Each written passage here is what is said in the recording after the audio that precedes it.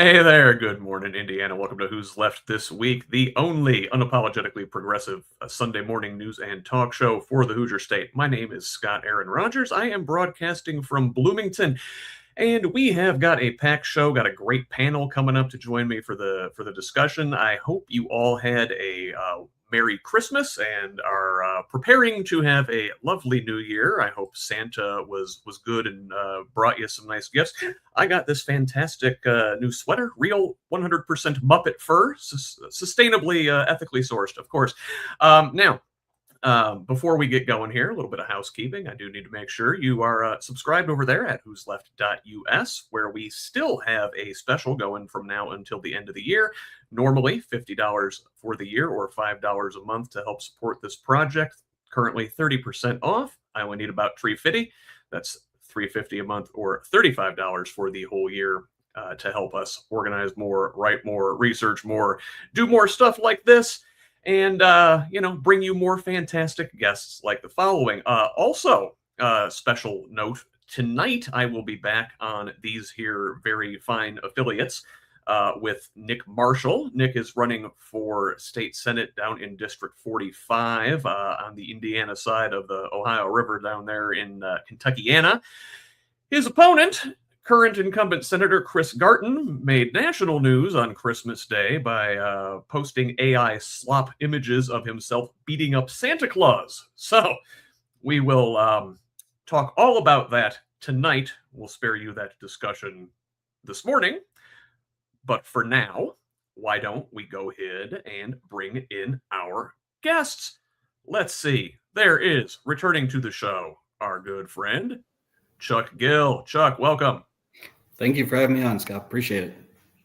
Always love having you around. Welcome to the show. Got some Navy stuff we're going to talk about here in a little bit. Interested to hear your perspective on that. Absolutely. Ready for it. Also, a returning guest. There is our good friend Tabitha Zeigler. Tabitha is the host of the Staring Down the Storm podcast, Autism Advocacy in America. We've got some stuff related to autism therapy toward the end of the show. Interested to hear what you've got to say about that. Sure. Welcome. Happy to be here. And finally, this week, we got some stuff for him to comment on too, if he can, and he's not the kind of guy to withhold comment. There is the people's champ, Indianapolis City County Councilor Jesse Brown. Jesse, welcome. Thanks, Scott. Happy to be here. Always a pleasure. And did you bury the lead here that it's your birthday? I mean, when you're asking for subscribers, you got to say, "Hey, by the way, this is a special birthday gift to me personally." It's all about the ego. Learn from a politician. What? No, thank you for mentioning that and for reminding me to point up here at this very fine little QR code there. If you can't do the annual subscription or the ongoing monthly subscription, I understand this time of year budgets are tight. You can give a one-time contribution at that link. That'll take you to our Venmo page. So let us go ahead and take off these socials where you should be following me as well. While we got that graphic up on the screen, it's at Who's Left on most of them. On Instagram, Threads, and Blue Sky, it's at whosleft.us. Now, let us break out our fantastic graphics here. And, no, that's the end graphics. Come on, get with the program, Scott. All right, there we go. Let us begin this week's news. And we're going to start on the national and international side and zoom this thing in as we go. So, first, let's start with a little bit of good news. This week, the Supreme Court refused to lift a lower court order blocking President Trump from deploying the National Guard in Chicago, ruling the administration failed, at least at this stage, to show legal authority to use the military to execute domestic laws. This despite dissents from the most extreme justices warning the decision could hinder the protection of masked federal officers. That concludes the good news portion of today's show. Sticking with the courts, so earlier this year, they heard arguments in a case challenging Section 2 of the Voting Rights Act. this week we got an analysis from a couple groups, Fair Fight Action and Black Voters Matter, which warns if this case goes the way many are suspecting it could, Republicans could pick up roughly 200 state legislative seats across the South. Warning these groups warn the change would enable racial gerrymanders that sharply reduce Black and Hispanic representation. Now, we've mentioned this story before vis-a-vis congressional races, but I think this is the first analysis we've seen in terms of state legislative races and the harm that could be done there.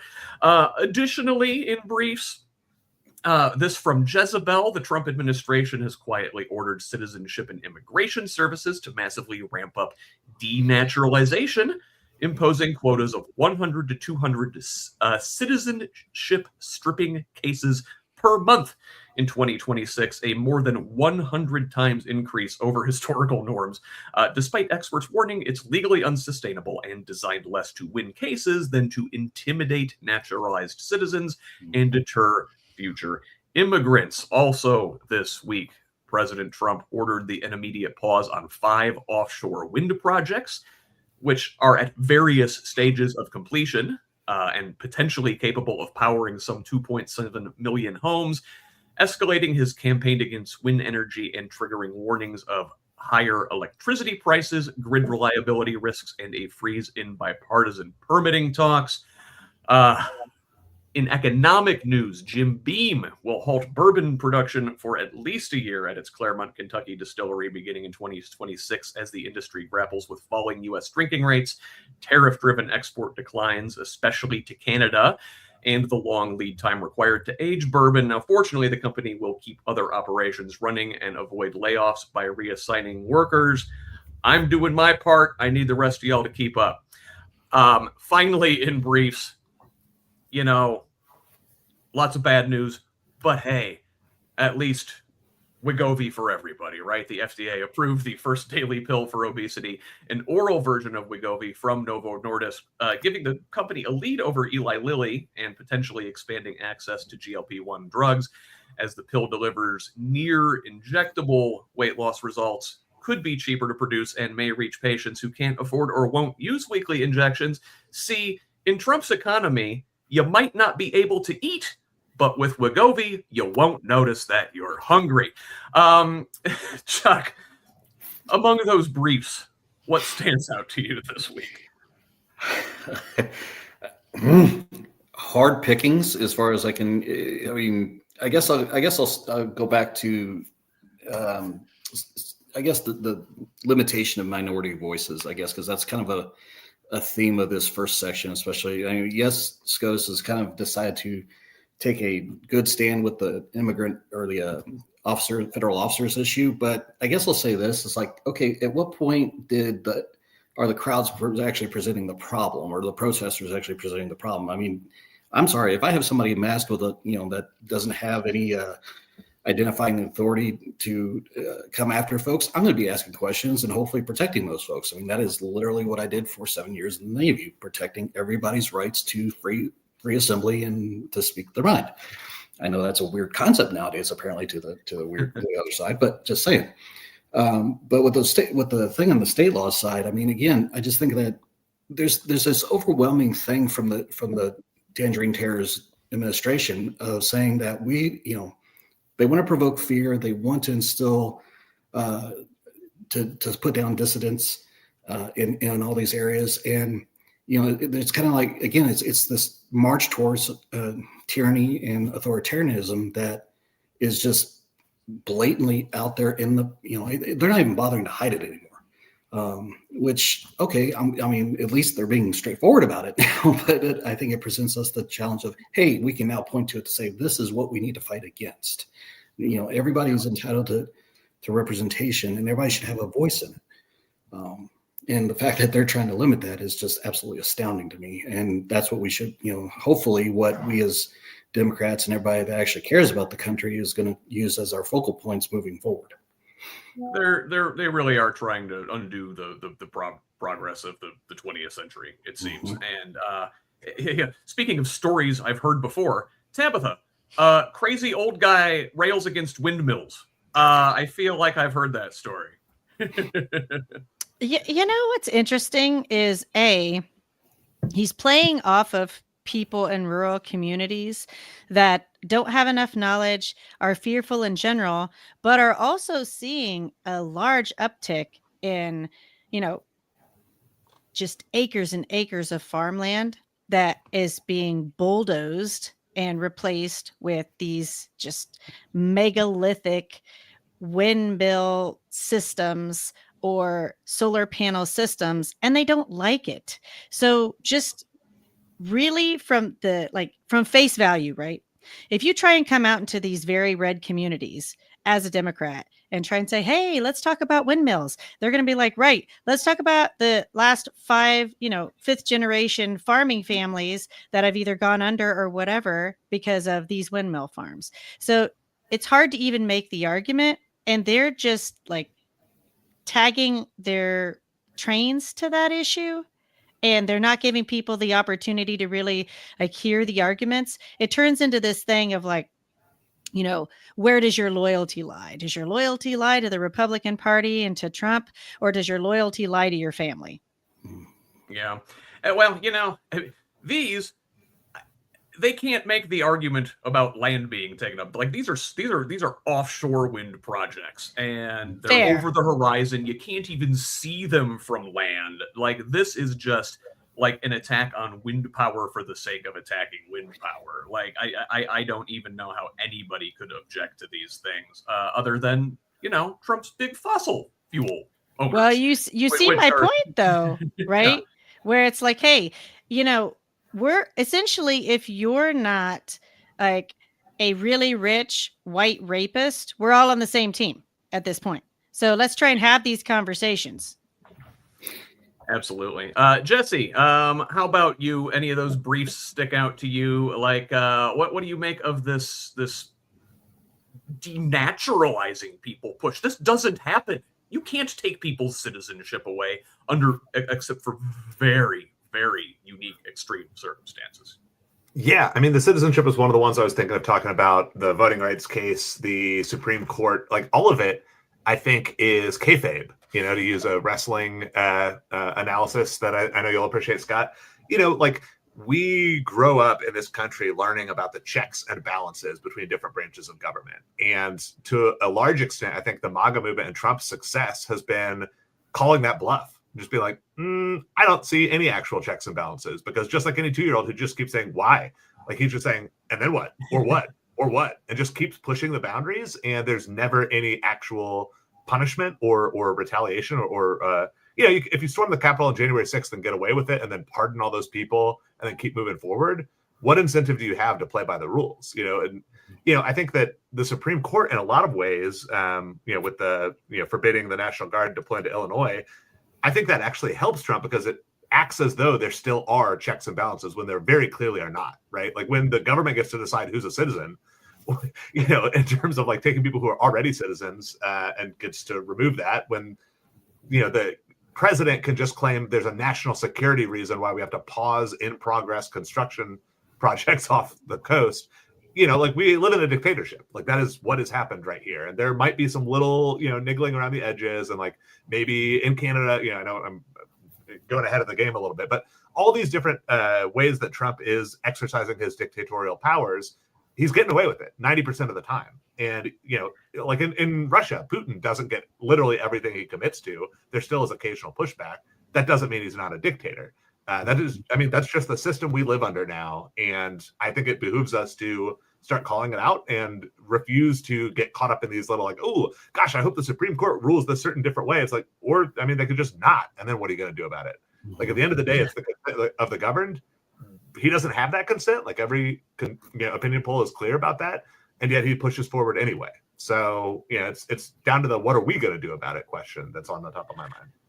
Yeah, absolutely. Let's zoom in a little bit at some of the gifts, let's say, staying with the theme of the season. Let's behold some of the gifts a year of full-fledged Trumpism has given us, and look at some of our feature stories for this week. And we're gonna start on the international level. Let us see what old Fashy Claus has bestowed upon the world this holiday season. So, starting with Ukraine, President Volodymyr Zelensky is traveling to Florida to meet with President Trump today as the U.S. pushes a potential Ukraine-Russia peace deal.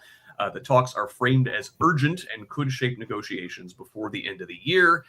The core disputes are still unresolved. Ukraine wants security guarantees, clarity on reconstruction, and limits on territorial concessions in the Donbass and the Zaporizhia nuclear power plant. Trump is asserting control here while Russia maintains their maximalist demands. Trump says no deal matters without his approval. Putin continues to demand all of the Donbass, and diplomacy is unfolding alongside ongoing massive missile attacks on Ukraine by Russia over the holidays. Now, this is a peace deal that Trump has yet to negotiate. Let's look at one he has already negotiated, or at least takes credit for, and that is, a ceasefire in Israel to stop their bombing of Gaza. Well, turns out they actually haven't. Nearly 50 House Democrats this week urged the president to pressure Israel to stop violating the Gaza ceasefire, citing hundreds of alleged Israeli violations, mass civilian casualties, destruction of homes, and severe restrictions on humanitarian aid since the truce began. The lawmakers say Israel's response has been severe and disproportionate, pointing to airstrikes, shootings, the killing of children, and the destruction of more than 1,500 buildings, while noting Hamas violations did occur, but stressing that Israeli actions are driving catastrophic civilian harm in Gaza. They're urging Trump to use U.S. military assistance to force compliance, warning that continued violations risk collapsing the ceasefire and deepening the legal and moral crisis already facing Israel in international courts, including a genocide case against them at the International Court of Justice, as well as the International Criminal Court's arrest warrants for Israeli Prime Minister Benjamin Netanyahu and former Defense Minister Yoav Gallant, which the Trump administration has retaliated against with sanctions targeting ICC judges. Stick a pin in sanctioning foreign leaders you don't like. We'll be back to that momentarily. So the peace president, as he fancied himself on the campaign trail, also is continuing to pressure Denmark for rights to Greenland. The president reignited a diplomatic fight this week by appointing Louisiana Governor Jeff Landry as a special envoy to Greenland, openly repeating his claim that the U.S. has to have the island for national security and refusing to rule out the use of force. Denmark and Greenland forcefully rejected the move, with Copenhagen calling it an affront to Danish sovereignty, and Greenland's prime minister insisting the island alone decides its future, as EU leaders publicly backed Denmark. Now, as with his military and rhetorical aggression toward Venezuela, which we aren't even going to touch in this section, we're putting that to the side for now, still bombing boats in the Caribbean. Anyway, this indicates Trump is determined to gain greater control over what his recent national security strategy called the Western Hemisphere, a sphere of influence that he hopes will cover the whole of the Americas. And, the thing about these spheres of influence is that it never seems to take into account the desires of the people living within those spheres. Greenlanders overwhelmingly oppose becoming part of the U.S. Now, I don't know where Africa, a massive continent with a, ton of people living on it who have their own hopes and dreams and desires.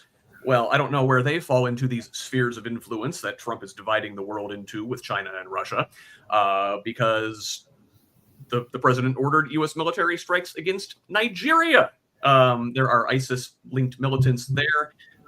This is on Christmas Day. He claims they were targeting and killing Christians. The Pentagon confirmed the strikes were carried out jointly with Nigerian authorities. So, hey, at least we got their permission before going in there this time. Trump framed the operation explicitly as religiously motivated, warning Nigeria over an alleged existential threat to Christians and escalating rhetoric that Nigerian officials and experts say represent misrepresents a conflict that affects Muslims and Christians alike. Finally, in the realm of war and peace this week, and Chuck, I'm interested to hear what you have to say about this. The president announced a new Trump-class battleship as the centerpiece of a new Golden Fleet, claiming the Navy urgently needs bigger, faster, more powerful ships. The first vessel, the USS Defiant, would begin construction almost immediately and could take 2.5 years to build at a cost of $5 billion. This plan revives the battleship concept in name. I think Trump just liked to play the game as a kid, proposing massive surface combatants larger than current destroyers, potentially armed with nuclear cruise missiles, hypersonic weapons, rail guns, and directed energy systems, alongside a new class of smaller frigates. Defense experts are divided on this, with critics warning that the program prioritizes aesthetics and Trump's personal branding over real threats like China, while supporters argue these larger missile-heavy ships are needed to better defend aircraft carriers in an era of long-range and hypersonic warfare. That was a lot, but there are Chuck. Let me get your thoughts as a Navy vet, as someone who has served this country and risked their personal safety and their lives to defend this country. What are we doing, man? What are we doing? To be honest, Scott, I have been asking myself that constantly this entire year. I mean, it used to be that the projection of military power was there to protect international shipping lanes, protecting interests in those areas, and making sure that piracy wasn't happening and those kind of things.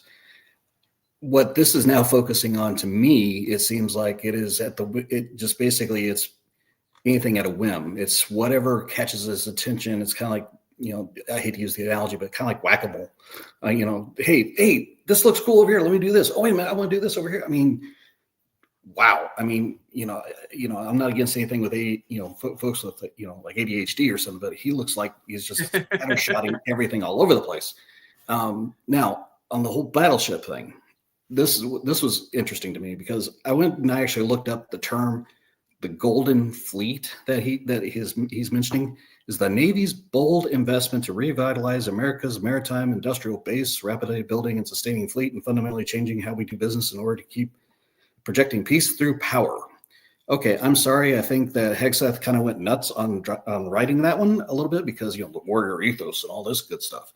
But yeah. I can tell you from experience that we retired battleships over 30 years ago for a specific reason. They, for one, are too bloody big, and they are basically floating targets. Yes, they carried a lot of firepower when they could, and could support land operations and those kind of things. So to give you an idea, the ship I served on, was a guided missile cruiser, and it was enough to basically level a small country off the face of the planet if it needed to.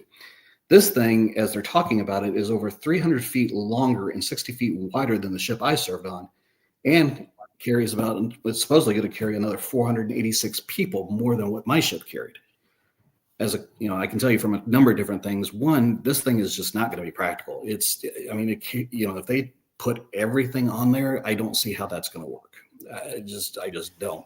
So the idea that, yes, let's build bigger, badder. Okay, well, that sounds great, but in the theater of war now, when you have dynamic environments with drones and hypersonic weapons and these kind of things, that ship will literally be a target that will not be able to defend itself against those kind of threats because it's just not nimble enough. There's just no way. So I invite everybody to go and look this up on the internet and see the size and what they're talking about with this critter, because it doesn't make any sense. Plus the price tag. That's the other part that just blows my mind. My ship cost about $1 billion to build, start to finish. This thing's $5 billion per ship. So you're building a ship for 5 times the cost to basically be a floating target. Make it make sense? Yeah, well, yeah, take note of that $5 billion cost per ship as we get toward the end of the show and we talk about what we're not buying with our money. It reminds me, Chuck, that episode of The Simpsons where Homer designs the car. I think this is like Trump with his box of crayons gets to design the battleship himself, and they trot him out there. Okay, Papa, we'll have a press conference for you. I don't think any of this stuff's actually getting built. At least I hope not. I would. Oh, sorry. What happened? What happened to the peace president? I mean, so stopping all the wars. 8, 9, 10 wars now. Stopped all the wars. So I put out a post recently, actually. So I was just going through the quotes, and one in particular just stands out to me. There is no way to peace. There's only peace. And that was by Mahatma Gandhi. And I personally believe that most of my military relatives, the reason that they went, the reason that they committed was for peace, right? And right now we're buddying up with some of the most unpeaceful people in the world who are doing genocides in some way, shape, or form that we are seeing in 4K. So that's not a president, whatever he looks like, and especially a president that is a descendant of immigrants, right? Yeah. Like, I don't understand how any of this plays into the ethos of a strong American military or prevention force for the sake of peace. Well, I mean, Jesse, what do you think? How does this? I guess theoretically, and I don't agree with his assessment, but if you believe in this whole spheres of influence and these world giant powers sort of dividing the world amongst themselves in the name of peace, I guess you could look at things that way. I mean, but where do the people living in these places get to decide? Right. And specifically, where do the people living in this place get to decide? Because you could ask, I mean, many thanks to, Chuck for your service. I see Blythe is in the chat. Thank her for her service as well. There's a lot of veterans I have deep respect for. I don't want to belittle or make light of those sacrifices. And, and, most Americans want a vast reduction in our military expenditures, precisely because what exactly, and Scott, you mentioned this, what exactly is at risk here? Is China going to come in and conquer the country so that now we can't have childcare providers anywhere in the state? Oh, wait, that's what's currently happening under our record economy, right? What do we have to lose from other countries taking more of the game from us? Not much, because right now we have such a small share of the pie. And all these expenditures on the military aren't turning into quality of life upgrades for us. So why should we support this? It's naked that Trump, pivots for an election and talks to the working class and says, I want to be the peace president. And, when I was in Franklin Township, standing in front of, Aaron Freeman's best supporters for 12 hours last election day in 24, people said the economy and peace. Those are the two things that they care about. They want more money in their pocket. They want less bombs falling overseas. And, that rhetoric works pretty well to voters, but that's just not what's going on. And, the one thing I'll say is it's not just because Donald Trump's a bad person. You see the same thing under Democrats a lot of times. And it's because the military industrial complex that Eisenhower warned us about has become this self-perpetuating, self-eating machine. Ouroboros is eating its tail and, it just keeps going because there's so many jobs on the line. It's too big to fail. So I think we need a bold vision, like the Green New Deal, like something like that, in order to put all these people to work, because the people working in, at Raytheon, people working, at Rolls-Royce here in Indianapolis don't necessarily just love war and they're bloodthirsty. They just need a job, and it's not their fault that this is the only jobs that are paying. So I just think we need to massively pivot our economy away from war and towards peace and infrastructure. God knows there's plenty of work to go around. So that's my rant. Jesse, Yeah, I want to tag on something to that real quick. That you hit on something just a minute ago with the quality of life concept. Okay, and I want to really kind of emphasize this for a moment. So sorry to get on soapbox. Those of us that served in the military served in some of the least favorable quality of life situations you ever want to imagine. I mean, if anybody goes on base nowadays, and I can tell you this from my experiences, they're not favorable living conditions. I mean, our military members are not paid near enough to survive on a single paycheck. I can remember as an E3, I mean, I think my greatest paycheck, was maybe close to $800 on a paycheck, which I was, of course, at the time I was young and didn't realize, but that doesn't go very far, especially in today's world. So when you talk about quality of life, and I agree with Jesse wholeheartedly, we need to pivot how we look at the totality of our folks that are doing these jobs that are so instrumental to protecting our country and seeing what we do, because they live in some of the on base housing is horrible. Water quality often sucks. I mean, there's just we invest all this into a whole big battleship, but we forget we forget the folks that are actually going to be operating in those environments. And I think Jesse is absolutely correct. If we invest in those things, imagine what we could accomplish. Honestly. So can I piggyback off you two? Please go ahead, Tabitha. So just watching things evolve, right? Like, we left Ukraine out in the lurch, and look at what they're doing with drone technology right now. So, whether we reinvent our way of looking at self-protection through training, a whole new generation of drone operators and advanced technology that way, versus investing in a shit ton of arms and big ships that big boys like to shoot big things with, right? And maybe also, while we're at it, we've got a backlog with the airplanes and all these problems with airplanes. Like some of us have had several conversations about, there are people that have skills that are tradesmen that would love to be a part of some big, train system. I mean, Yeah. they took all of our technology and went to Japan with it 40 years ago. So maybe invest in your people in a variety of ways to make their lives better all the way around. Yeah, 100%.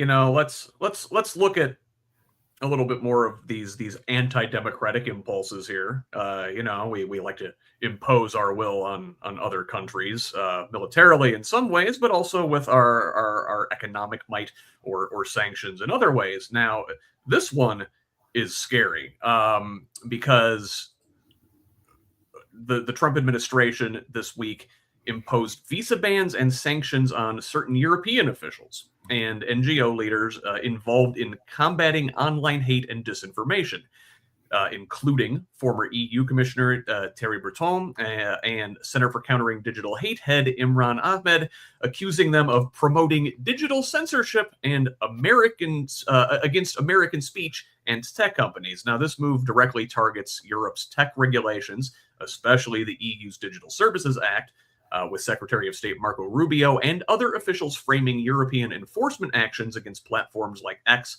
Meta, and Apple as coercive attacks on U.S. free expression.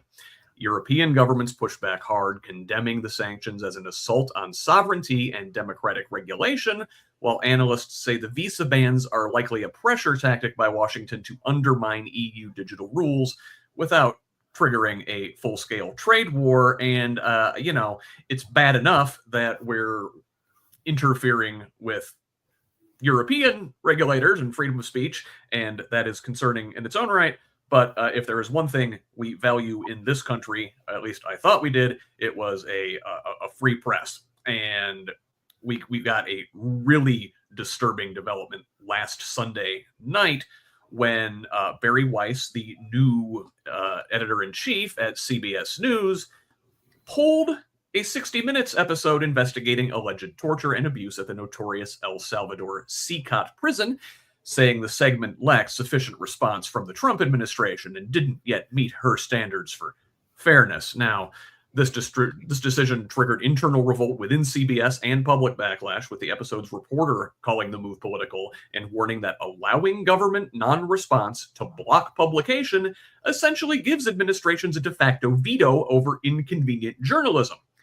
However, these people aren't terribly bright, and they didn't stop this segment from getting out. It was later broadcast by a Canadian broadcaster.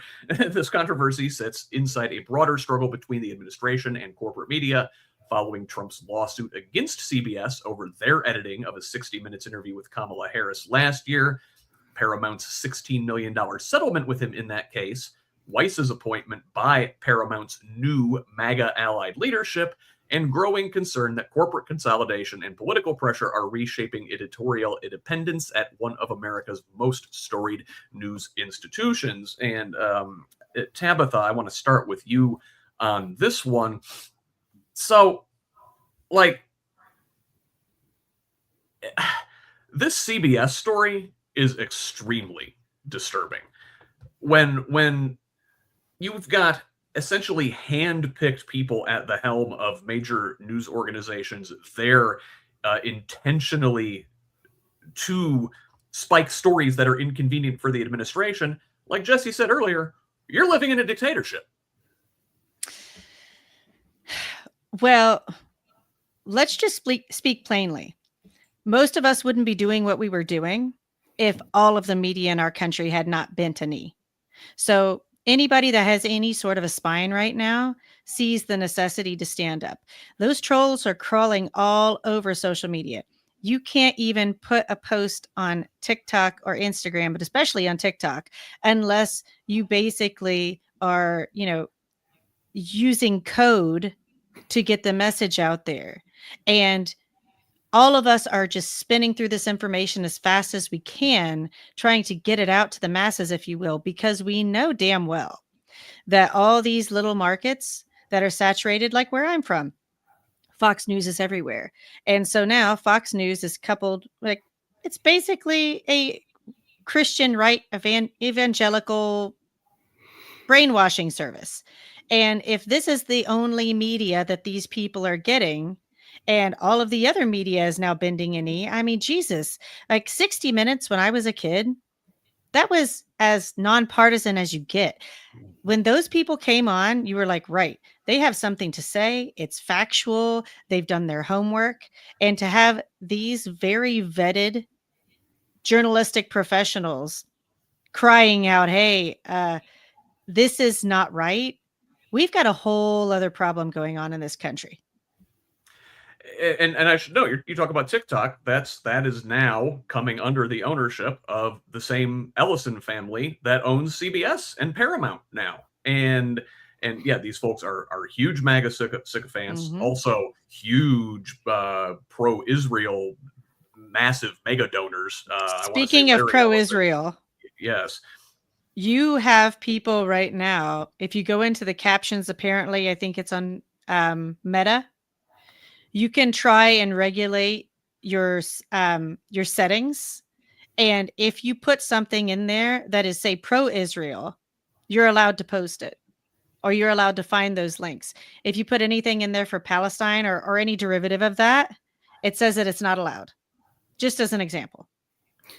Yeah, not surprising. And so if you look at Jesse, I thought we were the people that like invented this concept of a free press and freedom of speech, and now we're basically telling it's bad enough that we don't have it anymore here, and we should not tolerate it as Americans.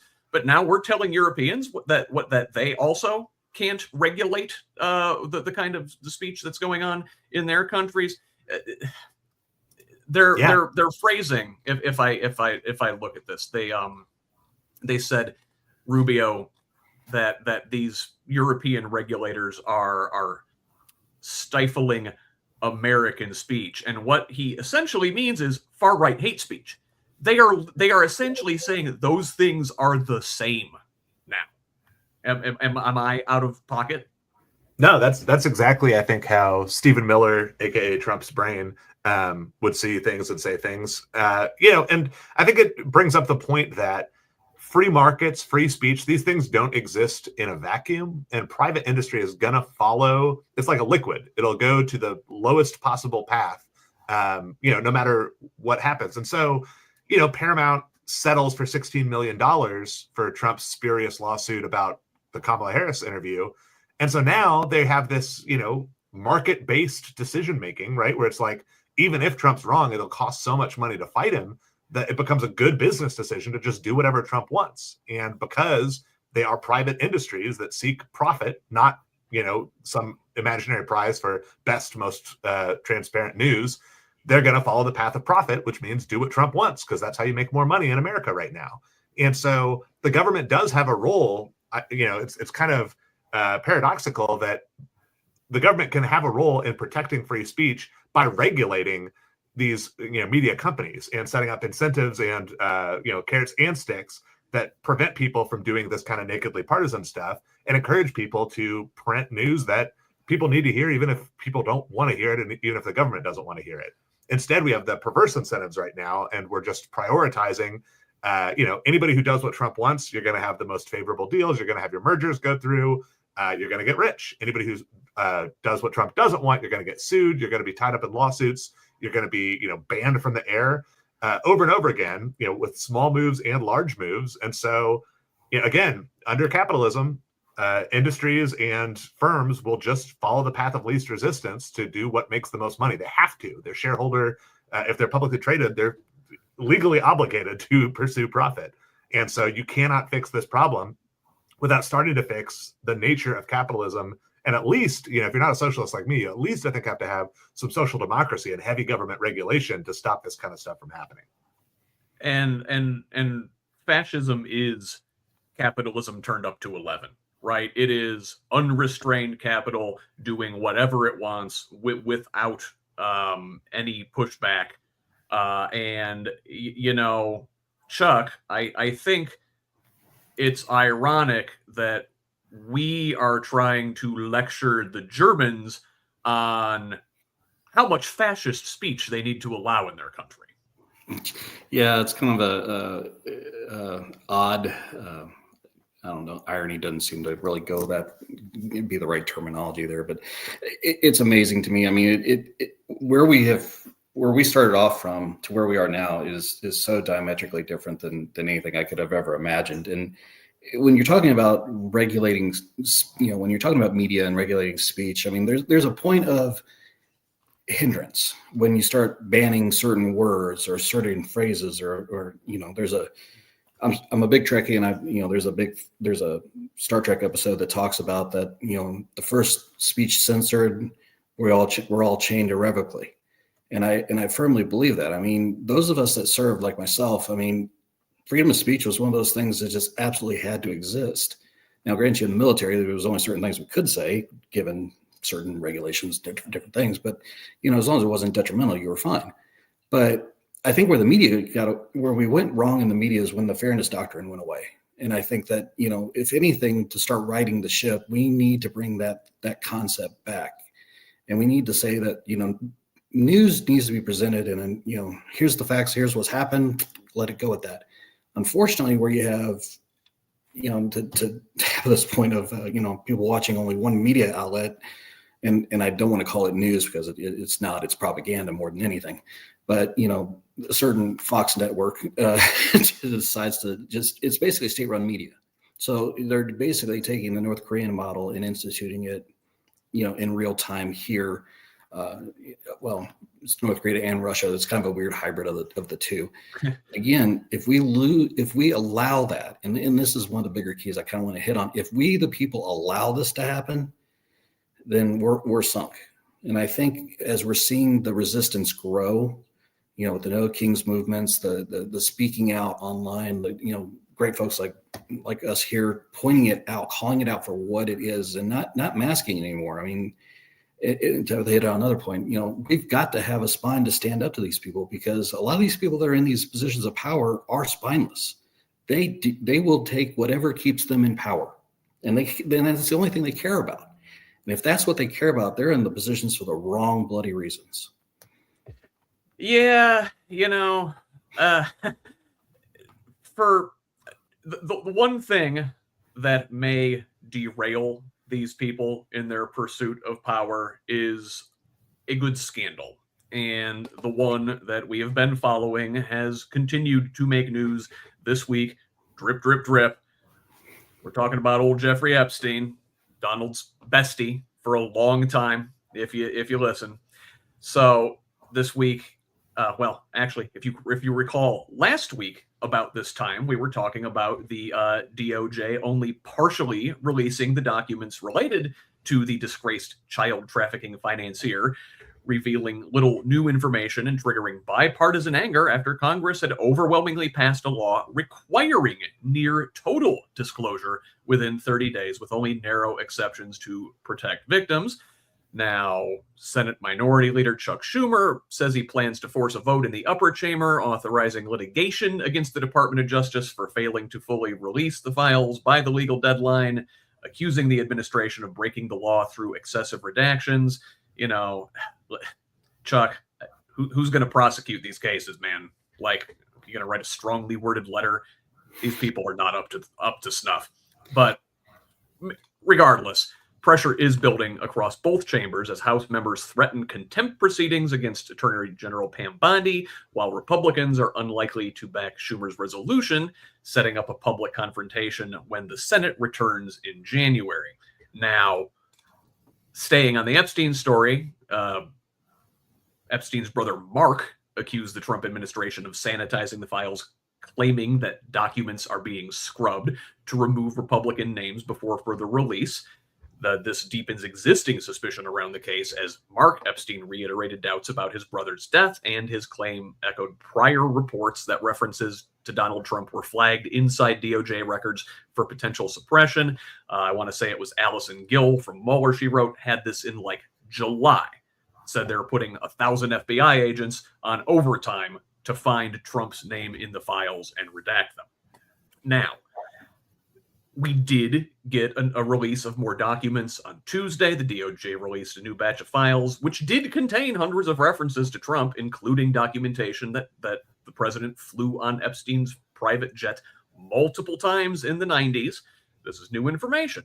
An internal prosecutor email says Trump appeared on at least 8 Epstein flights between 1993 and 1996, including several with Epstein's convicted partner in crime, Ghislaine Maxwell, and one flight involving only Trump, Epstein, and a then 20-year-old whose name was redacted. The release included a letter allegedly written on the eve of his suicide by Epstein to former USA gymnastics doctor and fellow convicted pedophile Larry Nassar that the FBI says is fake, but can you believe anything these people say anymore? And then finally, on Wednesday, the DOJ announced it had uncovered more than 1 million additional documents related to Epstein, discovered by the FBI and federal prosecutors, and they say they plan to release these in batches over the coming weeks. Officials say lawyers are reviewing the material around the clock, claiming these delays are necessary to protect victims' identities, though, of course, critics are arguing that the law explicitly forbids redacting names solely to avoid embarrassment or reputational harm. Released documents already reference at least 10 possible Epstein co-conspirators, including internal FBI emails noting subpoenas served across multiple states, the identities of which are a central demand from victims and lawmakers alike. Jesse, what are they doing here? How are we just now finding 1 million more documents? Are the people finding too many needles and they need to add some more hay? What's going on here? Yeah, I mean, I think so. Just based on the documents that we've seen already, despite all the redaction, including some that you can just copy paste into another program to eliminate.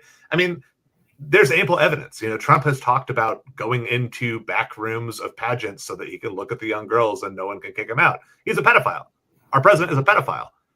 And he is a pedophile who's in a ring with pedophiles from all over the country and internationally. And to me, yeah, I think the last time I was on HoosLeft, I brought up the point that if somebody has just a house just chock full of stuff that they don't even know where it is, they can't possibly use it or get joy from it, we call them hoarders, and we understand that as a mental health problem that they need help with. If they're doing the same thing with billions of dollars, you know, again, you know, you can't even spend it all on yachts, right? You're going to run out of yachts before you run out of money.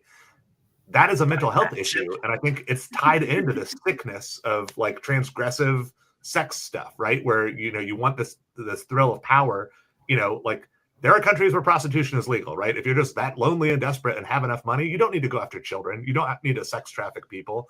There are ways that, whether that's right or wrong, and I think wrong, but you don't have to violate the law. You don't have to do all these horrible, abusive things. You do it because you want to, and you want to because you're sick. There's something wrong with you.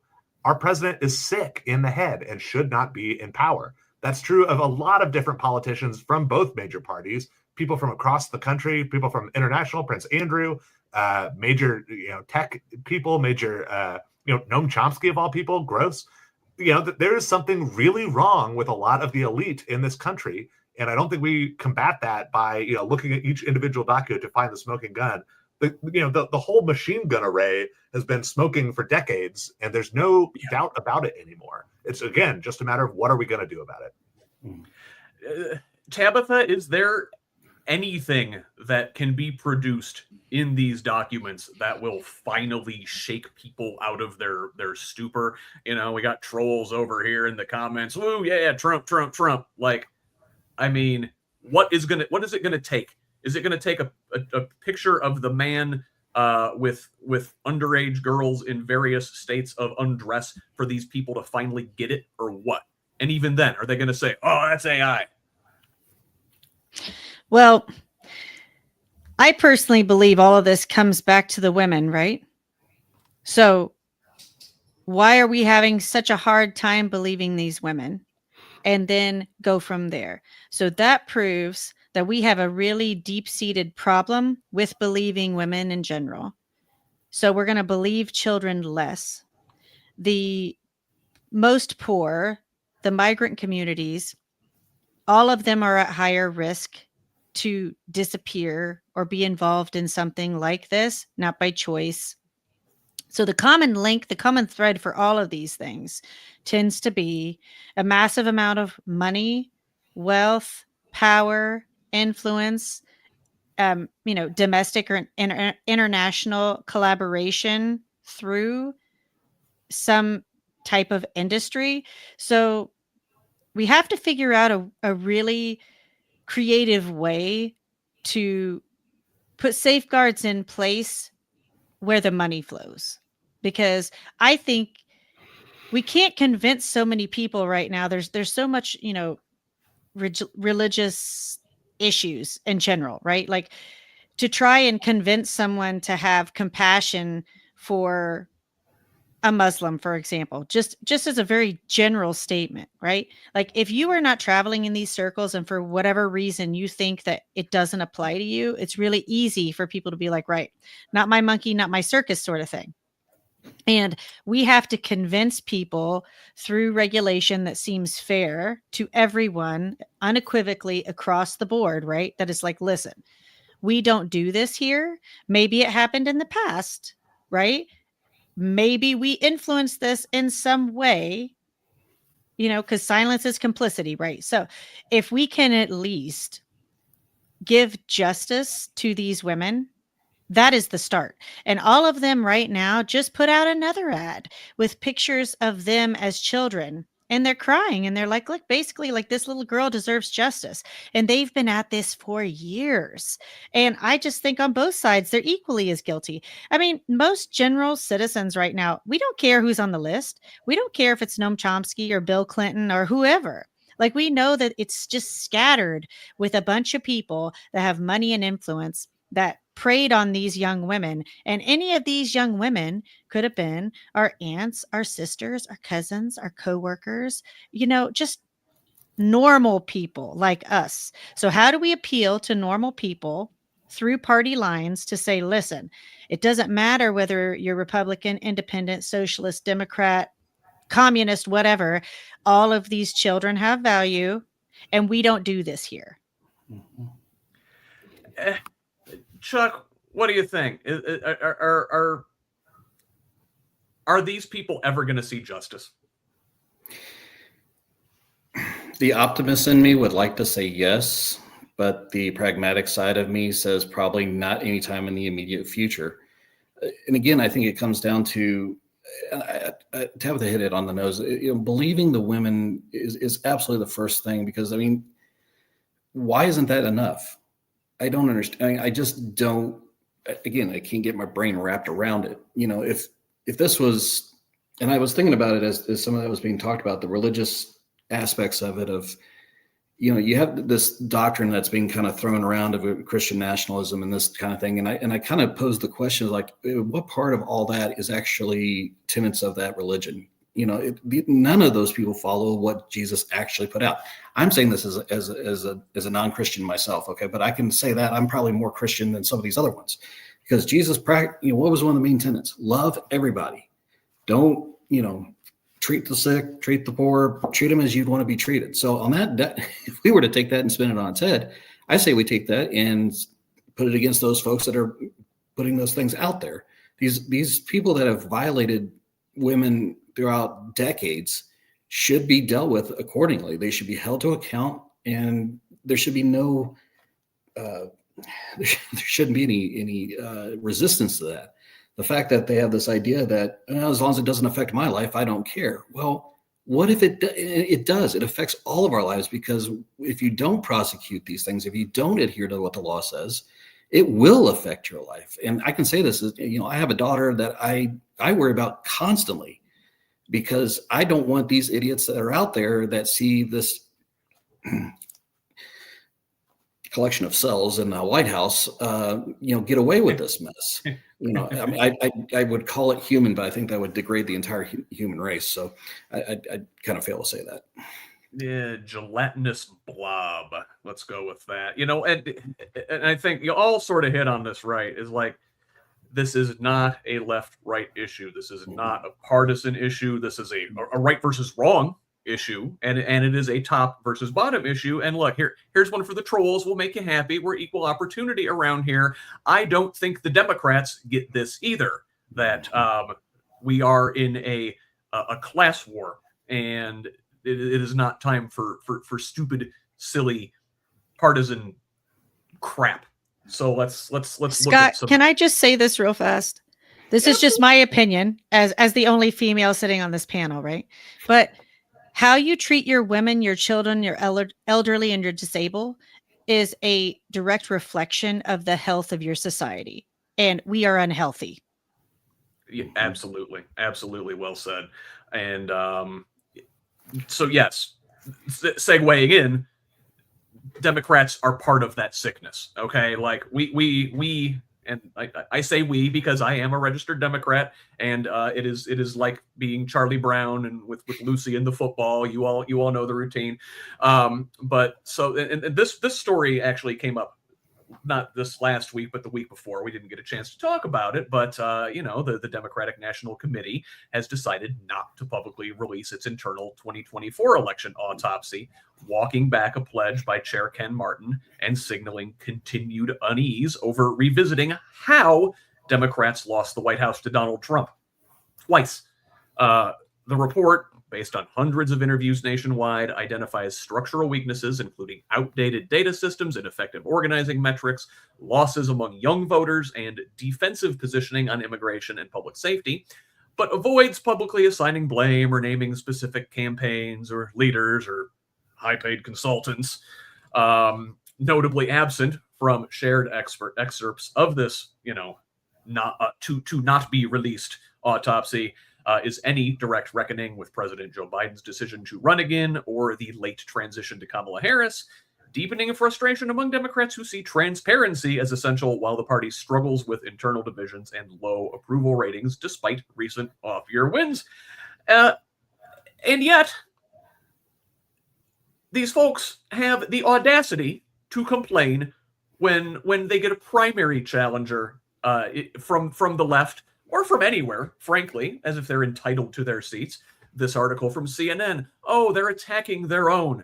A surge of progressive primary challengers is rattling certain House Democrats, highlighted by Dan Goldman, facing a serious challenge for Brad Lander in New York, as younger and more left-wing candidates argue incumbents haven't fought hard against Donald Trump. Party leaders and incumbents are openly annoyed, warning that left-wing primaries waste money, time, and focus that should be aimed at flipping competitive seats, with several Democrats calling the insurgent challenges dumb, self-indulgent, or internet-driven. These fights expose a deeper Democratic identity crisis as progressives push a "did you fight or didn't you fight" message, while establishment leaders insist unity and protecting incumbents is the fastest path back to a House majority, even as challengers continue to outrace sitting members in some deep blue districts.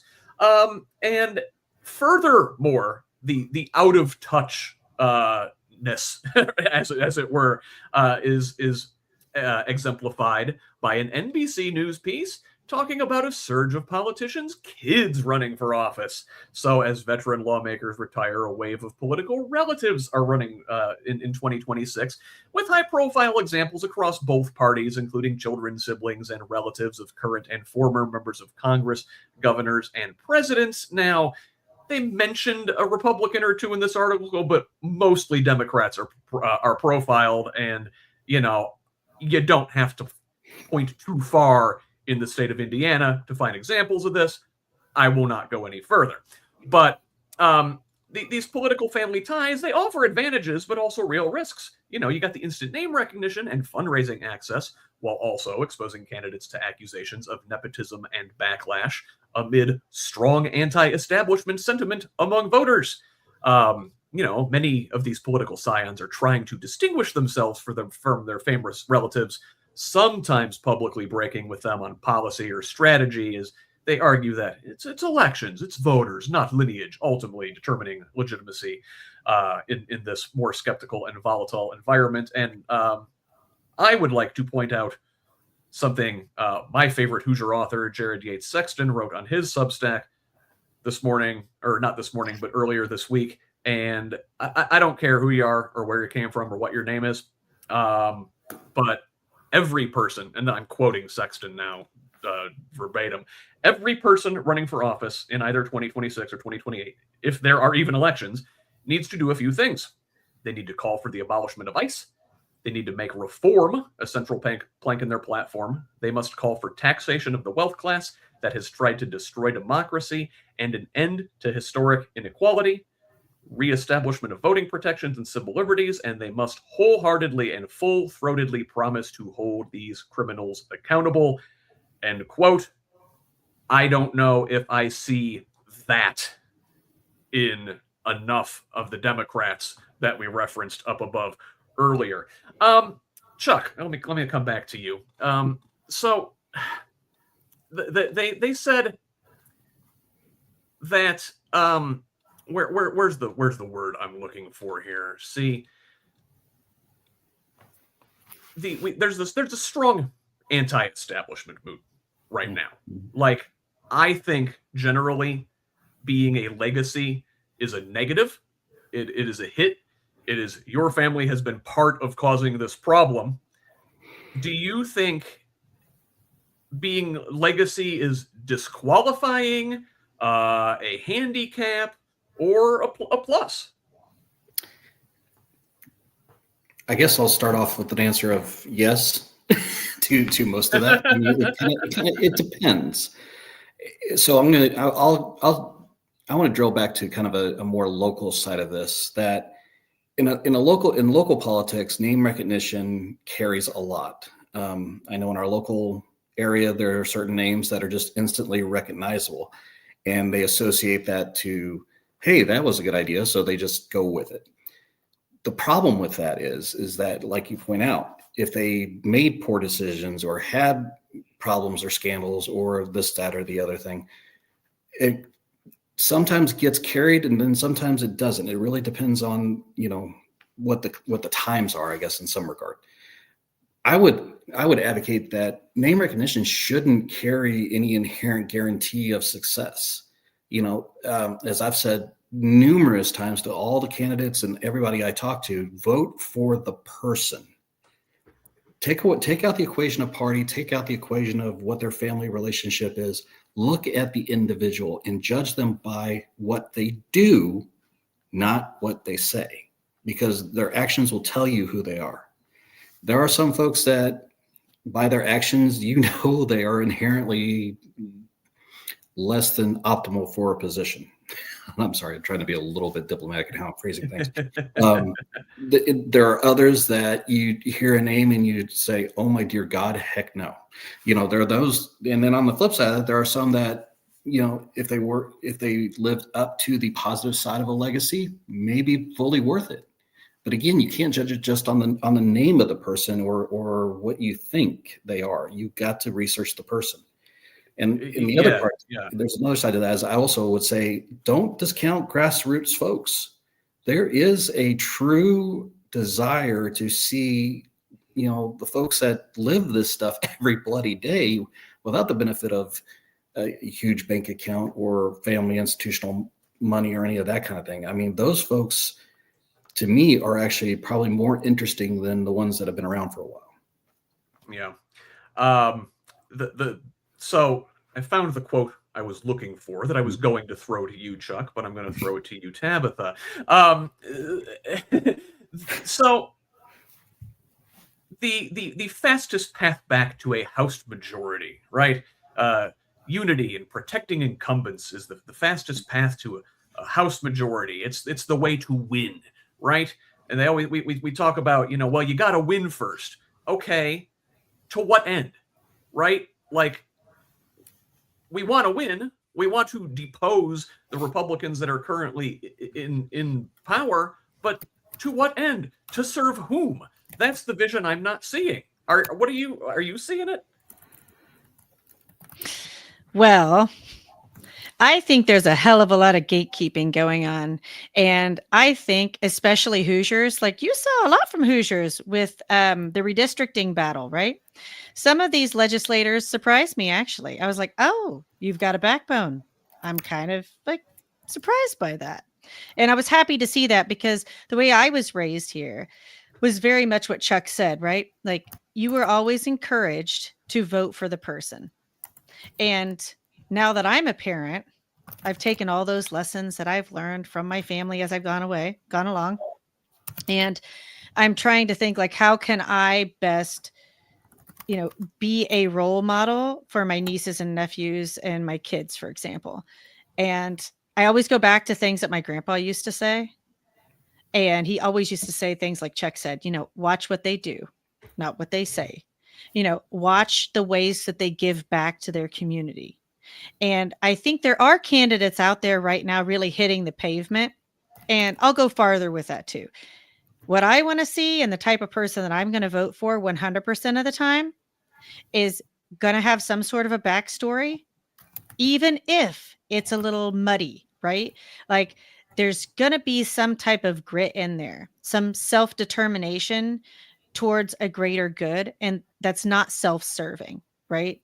And I think that it can look a lot of different ways. But what I would like to see are a bunch of like single moms that had been on WIC, union workers, just like very much the blood of the people sort of people that are leading in their communities, are doing the community service, that came out early and hot with the protest stuff, right? Like, I want to see people that were at the early protests. We're talking January and February, that saw the red alarm bells right away and have consistently along the way just trudged that line when it was murky and dangerous. Like, these are the type of people that I want to see in office. And I couldn't give it goddamn honestly, like, what your hair looks like, what shoes you wear, what lineage you came from.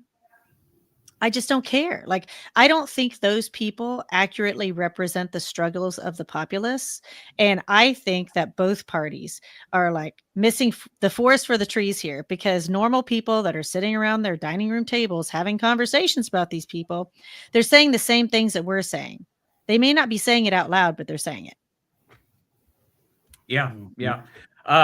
Jesse, what do you think is in this autopsy that they don't there's a battle happening right now, and the battle is for the soul, if there still is one, of the Democratic Party. And we have people like Blythe Potter. We have people who are exactly the folks that Tabitha just mentioned, the people who are just rank and file, regular ass people, just normal folks who see what's going on in this country and are willing to commit a bunch of personal sacrifice in order to try to put it in the right track. And then we have people who just like snap their fingers and receive the $500,000 from out-of-state billionaire donors and think that they could marginally improve things based on how far to the right that the status quo has gone. And, there's a commonly known among socialists anyway, ratchet effect, right? Where Republicans pull things to the right, Democrats move things a little bit moderately to the left, Republicans pull things further to the right, Democrats move things moderately to the left. But you look at, like ever since Clinton killed welfare in the 90s, ended welfare as we know it, we've been moving into this right-wing dystopia ever since. And why is it in my benefit if the Democrats control the House, if these Democrats are people who want a continuation of this bizarre historical aberration that the current right-wing system is? This is not normal. This is not in my best interest. It's not my neighbor's best interest. So if you're not, I don't care what your party is. I can't imagine a Republican ever, pushing for the things that I want. But no matter what, little letter next to your name on the ballot is, I want to see you. I think Jared Yates Sexton put it well. We need to be absolutely jailing the people who did this. I mean, we need Nuremberg trials, and I'm not kidding. Like we need people to be thrown in prison for life, for what has happened here.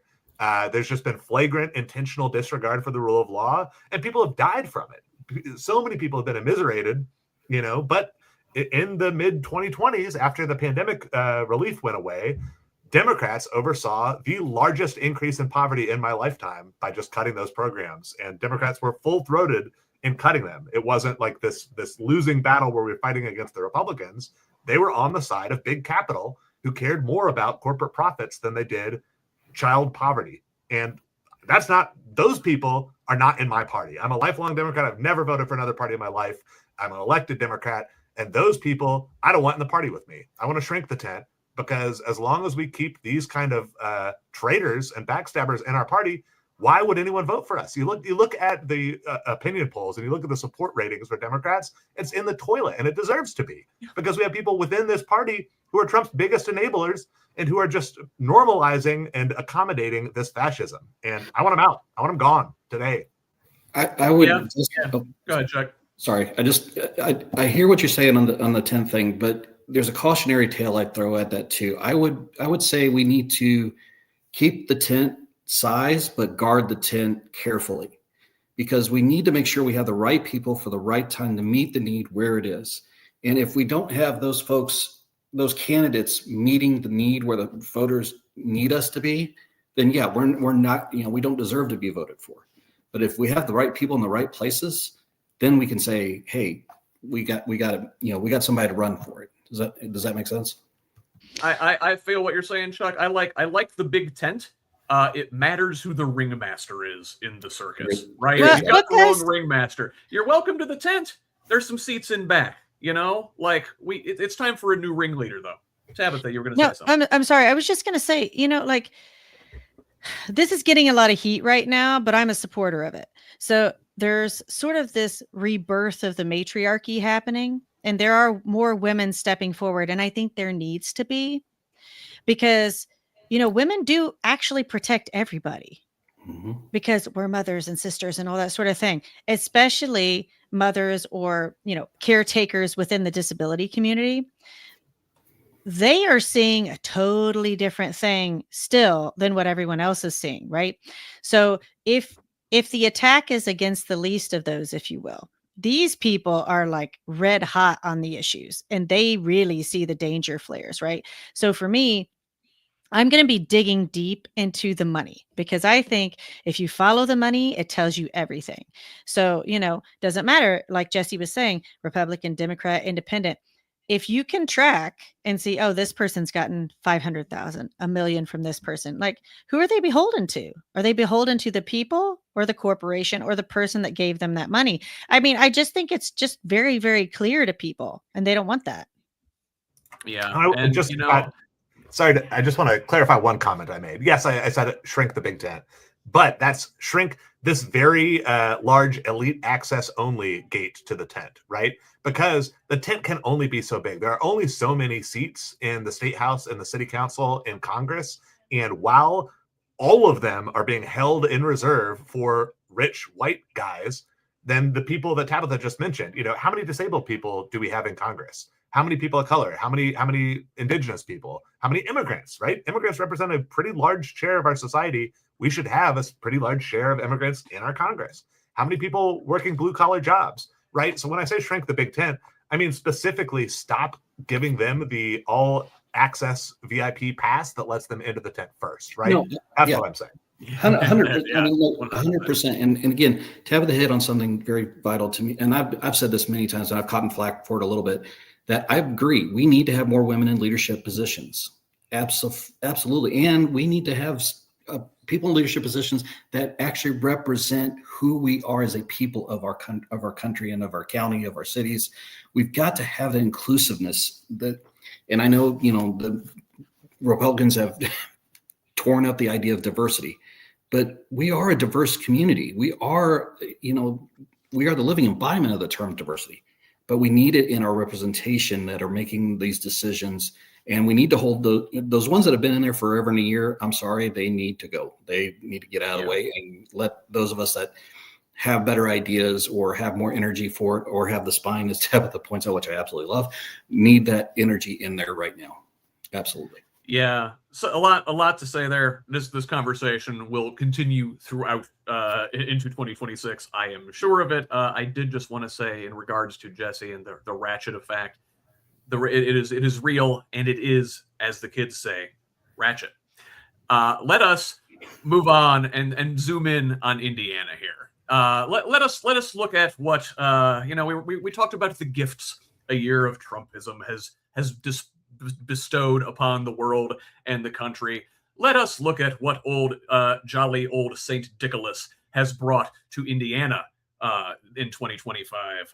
So now we did receive some recognition this week. The Washington Post naming Indiana their State of the Year for all the wrong reasons. And let me read here. So this op-ed openly celebrates a sort of pre-MAGA Republican orthodoxy, low taxes, deregulation, weakened unions, school privatization, zoning rollbacks, and austerity, presenting these kind of policies as responsible governance, while ignoring that this exact governing model dominated Republican politics for 30 to 40 years and directly produced the economic inequality, institutional decay, and public rage that made MAGA inevitable. We had this honor bestowed upon us for basically doing all of those typically generic Republican things, but, resisting Trump procedurally, right? Pushing back symbolically in this gerrymandering scheme. Again, while still embracing all of his policy substance, refusal to, use of universal school vouchers, charter expansion, spending cuts, all these policies that hollow out public institutions and feed the people's wealth to private interests. I think the article's core argument is essentially historical amnesia. It treats MAGA as a deviation caused by a personality, right? By the one great man and his tone, rather than as the logical outcome of decades of pro-business, anti-regulatory governance that strips states like Indiana of our capacity to do things and undermine democracy and convince millions of people that government works only for the wealthy. And hey, guess what? They're right. And MAGA claims to push back on this, but they also just work for the wealthy. Did you guys see this? Tabitha, did you see this WAPO article? Like, I think it is typical Amazon Jeff Bezos slop. Call me wrong. Honestly, I barely even read like traditional news anymore. I just don't, because I think it's all bullshit. And I don't want to hear from any of these rich people that are using their money and opinions and influence to try and like put a worm in the ear of all my friends and neighbors. Like, I'm looking for these boots on the ground experiences, and that's where I get my news. So no, I didn't read it. Well, let me tell you. You didn't tell miss me about anything. it. I mean, Jesse, you saw this when Bezos and the Washington Post made their pivot after the last Trump win. whatever happened to democracy dies in darkness. Instead, they threw that out the window, and they're like, we're gonna focus on pro-market, small tax, anti-regulatory stuff, and that's going to be the opinion of their editorials. And well, I mean, they told the truth, I guess. What did you think of this article? Indiana, state of the year, woohoo! Yeah, no. And for exactly the reasons that you mentioned, right? So, Trump talked about draining the swamp, right? And that was supposed to be how he, pivoted, and how he, claimed to be different from the past. But he is very much a swamp creature. And it's that same miasma of swamp vapors that continues to be exuded throughout his, entire regime. And so, yes, this time, state senators decided not to totally bow to Trump while Trump's minions were like threatening their families with death threats and bombs. Yay for them, I guess. But that has nothing to do with whether this state is moving in the right direction, whether that's helping, families, helping working people. I was just reading the Fair Housing Center of Central Indiana's report that showed housing costs have gone up over 50% since 2019 in Marion County. Nobody I know's wages have gone up 50% since then. So that means fewer people are able to remain in homes in our capital city. How is that anything to be praised, right? Like in the richest country that's ever existed on the face of the planet, we can't manage to let working people have a safe place to lay their head. What could be a more damning indictment of our society, right? Like we are not doing well. We should not be praised for this. And it's all choices that we could just choose to do differently. Yeah. Chuck, they basically are arguing for MAGA without the rough edges, right? They're like, hey, can you at least not say the quiet part out loud? That's what I'm getting out of this. Yeah, I kind of agree with Jesse that we are highlighted for all the bloody wrong reasons. Because I mean, yes, while we stood up to the quiet, or they want the quiet MAGA, because that's exactly what they have in the State House right now. If you look at the legislation that has been introduced right now for this legislative session, it continues the same themes, just quietly. They're trying to sneak under the radar like they do with just about everything. And so, Indiana, while we have a great college sports team, we suck in about every other measurable metric that I can see. And the only way we're going to change that is by people getting out and saying, enough's enough. Get the right folks in gear. I'd love to see somebody go up and challenge every and this is something we're focusing on here in our county, that we want to see every race challenged. We want to get everybody in there to present a challenge. I mean, even if we don't win, we still need to challenge them, because those ideas need to be out there, and people need to know that there are choices to be made. MAGA is not new. It's just a resurgence of what has happened years and years ago. It's just, unfortunately, we've forgotten our history because they've killed the educational system enough to where we don't remember these things, at least en masse anyway. So every 4 generations, like clockwork, man, those cockroaches keep popping their heads out from under rocks, and we're like, oh, it's fine this time. They've learned their lessons. No, they never learn their lessons. And look what happens when you don't learn your lessons. You get the kind of things going on in Indiana, and I'm going to give you guys a fire hose of terrible stories. So first, an Indianapolis man believes ICE wrongfully detained his husband. Eleazar Sanchez Ayala was stopped by the Indiana State Police on I-70 for an alleged speeding violation the other day, despite having a valid driver's license, work permit, social security number, and, only 2 resolved speeding tickets on his record. Federal immigration agents arrived and detained him, though neither state police nor ICE have explained why he was targeted or who initiated the feds' involvement. Sanchez Ayala was moved through multiple detention facilities in Indiana and Kentucky, spent days effectively disappeared from public systems, and still, at the time I wrote this, did not appear in ICE's online detainee locator, a system that normally updates within 48 hours. His husband, Isaac Reeves, spent days calling jails and detention centers just to locate him, while Sanchez Ayala remains jailed without access to even a public defender, forcing the family to fundraise privately for legal representation.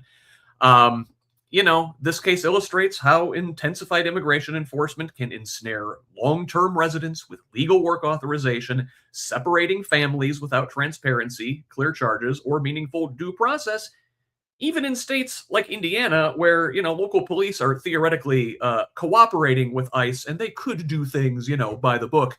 But again, here come the feds, just big dicking locals and taking this guy God knows where. And, in the Indiana that the Washington Post envisions, right? Like, is this still going on?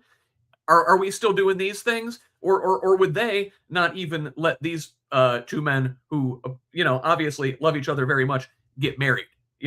Like, I only see them winding the clock backwards. For example, here's another example of this. Down in southern Indiana, you recall, there was a bit of an AIDS crisis a couple years ago because of used needles. So a July executive order from Trump cut off federal funding for key harm reduction supplies, forcing syringe exchange programs like that one to halt, or to destroy items like cookers and tourniquets, despite decades of evidence showing that these tools reduce disease and save lives. In Clark County, health officials are boxing up supplies that had been bought with federal money previously, marked do not use, and they're scrambling to keep these programs alive now with private money, as Indiana's syringe exchange law is set to expire next year.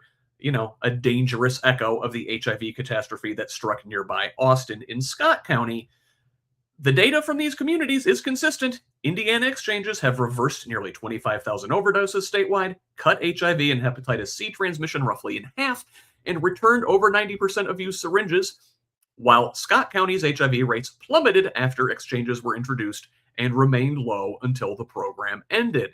So, these programs are saving lives, but Trump and Republicans are cutting them. What happened to the pro-life party?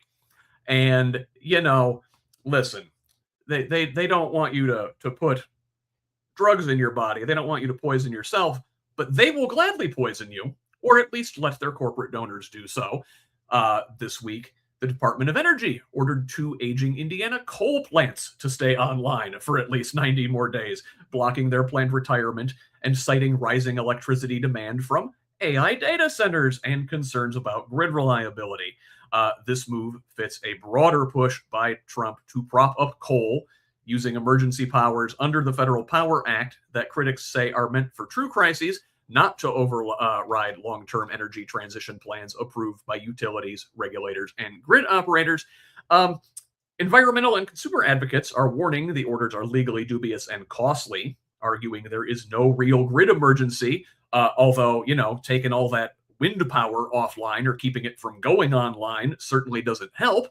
They point to similar federal interventions elsewhere that have cost hundreds of thousands of dollars per day to keep these uneconomic coal plants running. Uneconomic for us, certainly economically beneficial, again, for the Trump donors, the fossil fuel oligarchs. Continuing to look at the benefits, as it were, of Trumpism here in Indiana. State lawmakers are weighing whether to conform to Trump's new federal tax cuts, a move that Governor Braun's administration estimates could cost the state more than $900 million over 2 years if adopted in full. Nice thing of Trump to propose these tax cuts and then, put it on the states to actually implement them. The federal changes include tax breaks for tips, overtime pay, vehicle loan interest, and major business deductions, delivering hundreds of millions in taxpayer savings. Usually the highest taxpayers, the wealthiest taxpayers, benefit from these savings, but also shrinking Indiana's tax base, even as the state projects ballooning cash reserves by 2027. Stick a pin in that. We're going to come back to that momentarily. Democrats and tax policy analysts warn these cuts skew toward wealthier earners and threaten core priorities, arguing Indiana should instead protect Medicaid funding, expand child care assistance, and reduce regressive sales taxes rather than rush to mirror these Trump tax policies. But hey, like, life sucks. They're rounding up our neighbors. They're poisoning our air and our water. They're getting rid of harm reduction programs. But hey, at least the state budget is going to run a surplus. The Indiana revenue picture has flipped dramatically from earlier this year, with updated forecasts now projecting tax collections strong enough to push state cash reserves to nearly $5 billion by mid-2027. This is more than double earlier estimates and well above the 10 to 15% cushion lawmakers usually target. Republican leaders, of course, are downplaying this windfall and resisting new spending, with Governor Braun framing the surplus as proof that his tax cuts are working and signaling caution despite the much rosier outlook. Democrats argue, meanwhile, that the surplus should reverse earlier budget cuts, saying lawmakers were spooked by a bleak spring forecast and now have an obligation to reinvest in programs serving children and seniors and people with disabilities and other vulnerable Hoosiers. And we will look a little more in depth at certain vulnerable Hoosiers who are particularly harmed by that here momentarily. Now, Tabitha, if we have this $5 billion surplus, apparently, by 2027, that tells me that we're not spending enough on public services. I mean, am I wrong?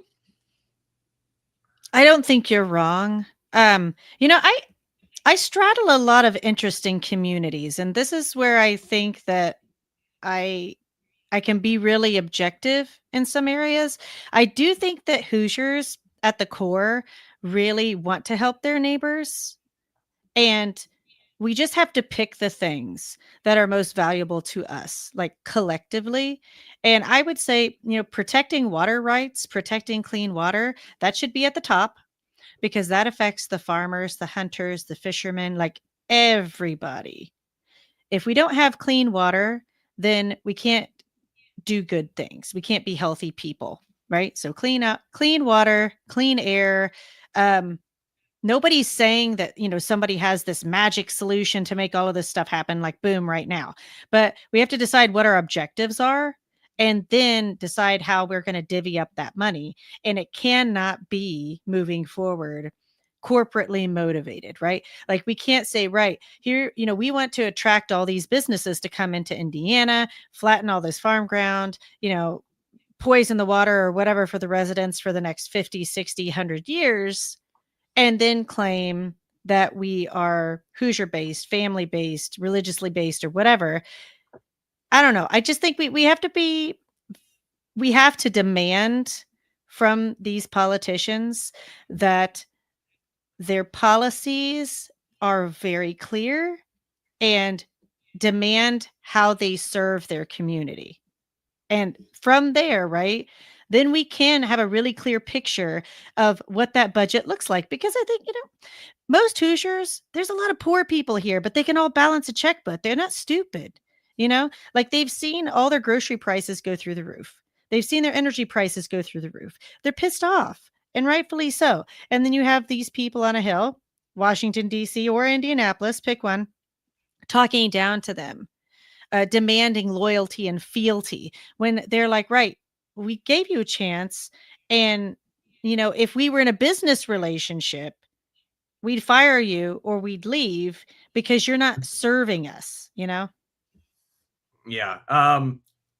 Jesse, I'm going to ask you the same thing. Like, a budget surplus beyond what you would need for an absolute rainy day situation means you're doing something wrong, doesn't it? Yeah, I mean, I think even Republicans would agree that a budget surplus is a bad thing because the state shouldn't be taking more of your hard-earned money than it absolutely needs to keep the lights on. The issue, of course, is who is paying taxes, who's not, who's benefiting from the government services, and who's not, right? And so we're increasingly taxing the poor to give services to the rich, and that is happening at every level, from the smallest to the greatest. And I wanted to quickly, my buddy Will is watching, and he would be really mad if I didn't take the opportunity to talk about data centers, right? He and I have been both fighting. He's been to a lot of the Decatur Township meetings here in Indianapolis and in Martindale Brightwood. There's like all over in Indianapolis, as well as in most of the rural state, people are up in arms and they hate data centers. Tabitha mentioned earlier, yes, they also hate wind and solar farms that are plants that are taking over farmland. But data centers in particular, unlike those others, tend to raise their rates, right? Raise your electric rates, cause you more harm. And so I just wanted to point out, this is Donald Trump taking the side of the data centers and saying their existence, which didn't, it's brand new. 5 years ago, no one was talking about this. This brand new industry that is owned and operated by the same tech giants that we all justifiably hate, has the right to poison your kids, and you're not allowed to say anything about it. Because if you look up, especially asthma rates and cancer rates near coal-fired plants, cleanest coal in the world, you're still seeing a asthma rate, last I checked, in southern Indiana near coal plants was 7 times the rate up in Marion County. And it's not like we don't have industry in Marion County, right? It's specifically the coal. So again, we're poisoning your children so that people can also raise your electric rates. And that is the government forcing that to happen. This isn't like free market. This isn't just what people want. The consent of the government is totally gone here. We're just absolutely, the government is hand in hand with the tech oligarchs that are just trying to addict us all to social media and their Gemini AI bullshit. We can argue about that later. But it's not in any of our best interests. It's only in Jeff Bezos, Zuckerberg. There's like 5 tech oligarchs who are controlling all of this. We have to fight back, and all of us on all sides of the political spectrum should agree on that issue at least. Yeah, and well, along those lines, Chuck, I remember when the tech industry used to be sort of vaguely left-coded, and Obama came up in 2008, sort of cozy with tech, or at least it seemed that way, because he was basically the first candidate to know how to use social media. And there was a sort of symbiotic relationship as the tech industry grew during his administration. But yet now you see who these folks really are. Like Jesse said, capitalism always finds the lowest place to go. And in bed with the fossil fuel industry is where they are, because they need energy now. They need to fuel their data centers now. They want to build generative AI. They want to build Skynet now. What happened to our beneficent tech overlords who would guide us to the clean economy of the future? Fair question. Because I remember when President Obama in his run-up was talking about, there was this ongoing debate of green jobs that were going to come in under his plans and those kind of things. And for a lot of it kind of did. But I think what happened was there was this revolt because the oligarchs that were in power at that time kind of saw their grip fading. They saw that, hey, I can't control this as well as I used to. So they started working behind the scenes. And it sorry, my brain's going on 3 different tangents, so I got to try and select one and stay on it. Because there was just so many points I want to touch on. But AI ruined your brain, Chuck. Blame them. Probably more than I realize, I'm sure. But I guess I'll look at it from a water resource standpoint, because that's my bread and butter. That's where I've lived for the last 20 years. That Jesse's right that these data centers are absolutely unnecessary, and they are one of the prime drivers of environmental damage right now. The need for the water supply is just crazy in the certain light of that we're making investments for that LEAP district right now. They're just insane. You're talking 10 million gallons a day, which is more than the city of Greenfield uses almost in a year. Okay. I mean, it's freaking crazy. So when you talk about resource management and the idea that tech can be a partner, and it can, if you do it the right way with the right investment strategies. Solar panels in farm fields, absolutely wrong direction. Could we put solar panels over the top of every parking structure in downtown Indianapolis? Hell yes. And guess what? Wow, we would have a power abundance to no end. To that same point, with the state having that abundance of funds, this is the same that's being done in certain local municipalities, that they squirrel away money, sometimes unbeknownst to the general public, and then what do they do with it? It just either sits there collecting dust, or it gets spent on things that are rather questionable. So the question that we really have to ask ourselves is, what are our priorities? Do we want to have a society that can have our resources, have clean drinking water, have clean waterways and streams, that, cleaning up the White River? That was a big focus for a long time. And now the White River is more healthy than it has been in years past, because that investment was made to make those things happen. We can do that everywhere else if we get past the ideological constraints. We get past some of this stupidity that has pervaded us. Clean water is not a right, left, anything else. I mean, that is a human need, just like housing. Having sanitary living conditions. That's why we have wastewater treatment. That's why we have drinking water systems, to provide a healthy environment for our communities. But now we need to focus on clean soil, clean air, looking at emission standards, which the Trump regime is trying to get rid of. The EPA, the current EPA is just a fragment of its what was its intention. I mean, the Clean Air Act, is being literally torn apart left, right, and sideways because of these data centers, because they use diesel generators that create all the pollutants in the air. And Jesse's right. The impact on human health of these things is we don't see it right now, but we will see it dramatically in 5 or 10 years, when these things go belly up, and they're just going to be these husks of buildings just sitting there collecting dust, because they're only going to be viable for 10 years. Maybe I'm being maybe a little generous. So we have to center our priorities. And I agree with Tabitha wholeheartedly. If we choose as a society to survive and thrive, then we start making the right decisions. Right now, that's not happening. No, it's not. And this here, what we're talking about, we're sicker, we're more polluted, we're more addicted, our neighbors are getting rounded up. These are the gifts of Trumpism that old Ku Klux Kringle has bestowed upon Indiana for the holiday season. Do you feel free yet? But hey, at least we have that bonus, that surplus, right? Along those lines, I want to get to our last story here.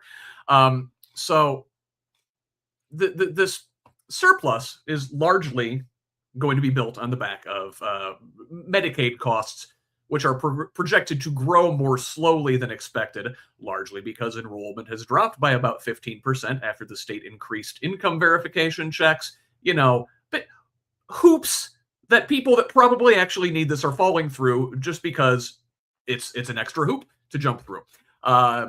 This reduced coverage mostly among healthier recipients, but not overall.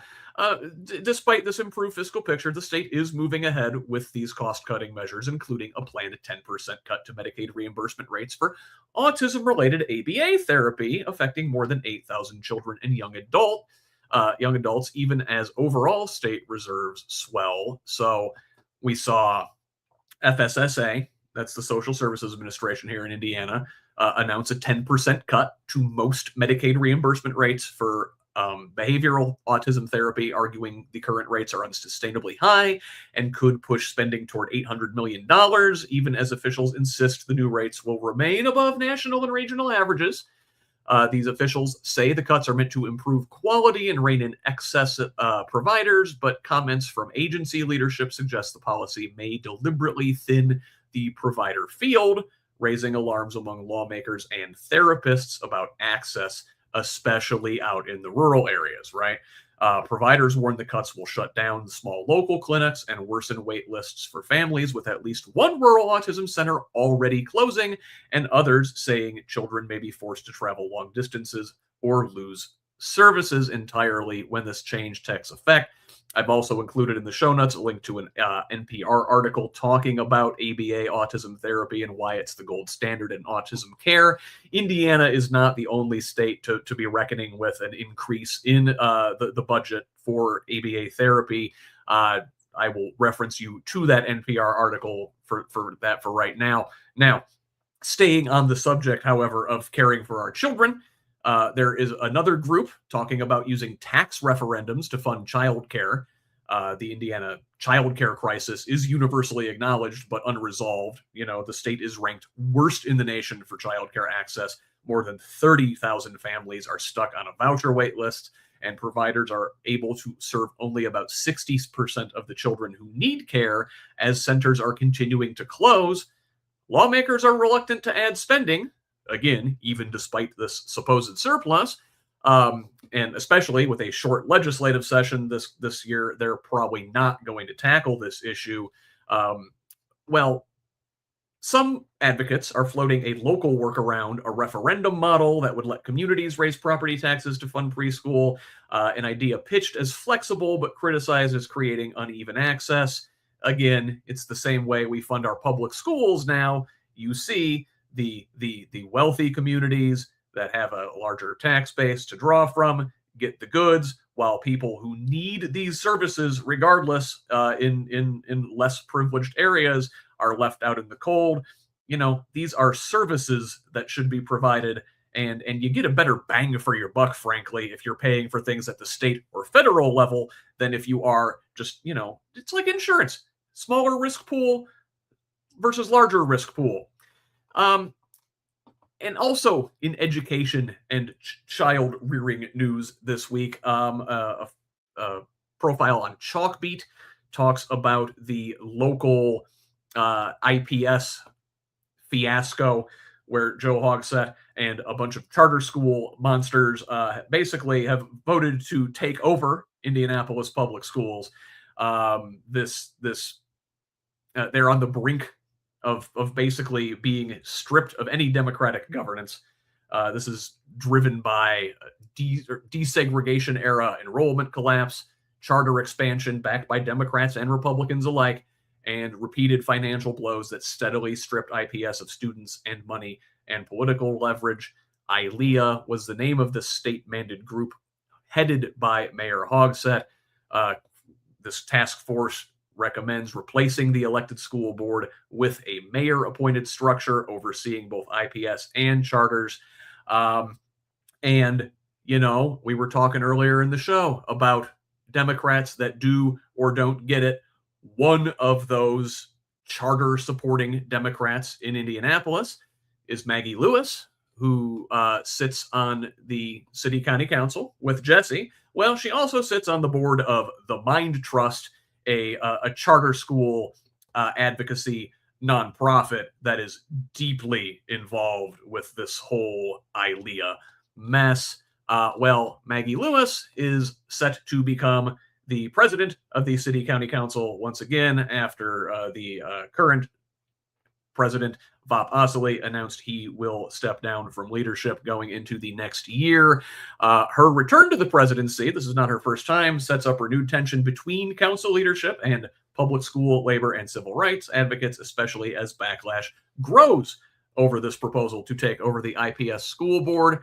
Mirror Indy, however, has a profile on IPS parents and other groups who are not giving up. They are taking this fight to the State House. Stay tuned for more on that as we go further. Only got about 12 minutes here left, so I want to make sure we get some discussion on these in, but I do want to go fast now. Jesse, this is your department. This is your purview. Here, speaking of the city county council and IPS and all that mess, I don't know how much you can comment, but I will turn the floor over to you to comment as much as you are comfortable commenting. Oh, yeah, I am comfortable commenting, but I've got more than 12 minutes of content, so I'll try to be respectful to other guests and other co-hosts here. So the one thing I'll say, yes, I've known that Maggie Lewis was going to be elected president for a couple months now when a Republican colleague on the city county council let me know that those decisions had been made. That's right. I am an elected Democrat, but the Democratic caucus that expelled me sees fit to work with Republicans, including far-right Republicans, like the person who reached out to me, rather than work with somebody who's elected on their same ballot line who is pushing for public education. Maggie Lewis was the one who initiated the expulsion procedures against me, specifically because I called her out for attacking public schools. And now she's seeing fit to gain more power to keep me further marginalized and keep my district further from fair representation. As a reminder, Maggie is one of the people with Vop Osili who, there are 3 votes, those are 2 of them, who decide committee assignments. I have 3 committees. Every single Republican on the Indianapolis City County Council has 6. So when we had some of the trolls talking about the uniparty, that's a conspiracy theory that I actually believe in very wholeheartedly. Republicans and Democrats are working together to kill public education, to give Republicans more political power than they've actually earned through elections. And they're getting apparently nothing from it, except for record police budgets, again, destroying public schools, destroying representation. They absolutely are. Destiny Wells just put out a really interesting blog post. Go look for The Good Fight. She probably wouldn't endorse everything I say here, and I don't endorse everything she says, but it's an interesting read. And it talks about how the Marion County Democratic Party is the reason she didn't win the Secretary of State's race in 2022. We don't turn out voters. We don't knock on doors. This is one area where they do keep the tent very small in order to protect these privileged elite few who are running contrary to the party platform to the detriment of everybody who lives here. It's seriously a gigantic problem. The whole state will be held back until we hold these people accountable. When we have a predatory, corrupt mayor, corrupt mayor, and an incoming city council president who announces the result of a vote that has not actually happened until January 5th. They just have so little care for what actually matters in terms of democracy, representation, and talking to the people. Again, I could go on for another 9 minutes easily, but I'll shut up there. Follow me on social media, and I'll be saying a lot more about this very soon. Very good. Tabitha, I wanted to touch on this, these cuts to the autism therapy. This is your lane. You are an autism advocate. This is what you talk about on your podcast. What does this actually look like in real people's lives, these cuts? Well, I use my family as an example. So I've got 3 little kids with autism. They're all level 3. One of them uses an AAC device. All 3 of them, I was lucky enough to get in the same ABA school. So at least I was just taking them to one location. Now they haven't decided whether they're going to make things retroactive or not, but all of the schools are in a panic. Like all the ABA centers are in a panic. They had already, in advance of these directives coming out, started to reduce hours, hoping they could basically placate the higher ups and that they would leave these kids alone and not make drastic changes.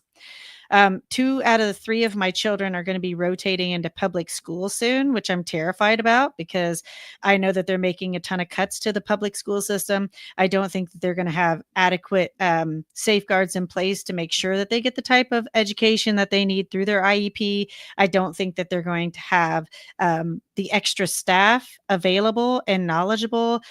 They're definitely not going to have a one-to-one. I'm not mad at the public school system for it. I recognize that they don't have what they need. But from a parent perspective, right? Before a lot of the charter school stuff had really hit, I had already put my kids on a charter school waiting list because it was right, what are my options? What are good? What are bad? And my children do really well with the outdoors. And I'm a single mom too, right? So I was like, okay, where can I put these children where they will succeed? Because I don't want them to go backward. Most of my children have had some type of either language regression or behavioral need. So I'm just really, really worried that they will regress. And if they regress, a regression in autistic children looks different than a regression in other children. And they may actually lose their speech, lose those social skills. And so I've just been beating this drum ever since they brought RFK to Indianapolis and was like, hey, look at me. I was like, uh-oh, this is bad. Because, our state has a really bad history with institutionalization and eugenics and all of that. It always seems like Indiana just raises their hand and hey, pick me, let's do the most horrible shit possible. And so being that I am part of the autism community myself, even as a late diagnosed high masking female, right? I don't feel that there's any other there's no other path forward besides the path at hand, right? It's like we must fight for everybody as far as we can take it, because if we don't, they are just happy to take all of the services right down to the end. And I am aware that some of the language in bills that are going to come out soon, there is a word in some of it that is institutional or institutionalization. And when we start putting words like that back in legislation, especially in Indiana, everybody's like radar and alarm bells should be going off. I don't think it's going to be as simple as them just making a 3-year cap. I think their goal is to reduce services completely. And all of these people in very rural areas that are already driving, if they even have gotten their children into these schools, they're driving 30 minutes or an hour and a half just to ABA Center. That may not also include their occupational therapy and everything else down the line. And these parents, they're exhausted, they feel underrepresented, and they're just in a panic right now. I'm in a panic right now. So that's where it stands. It's a shit show. Yeah, Chuck, just a couple minutes here. Can I get a quick comment on you from something in this segment? I don't know. Do you want to tackle that child care thing? Is that how we should be doing this now? We're just going to go to the taxpayers and do a referendum every couple years instead of, like I said, pooling our resources better. Doing these things at the state level, doing these things at the federal level. This is the kind of care economy stuff that President Biden was talking about in Build Back Better that got shelved by Democrats like Kirsten Sinema and Joe Manchin.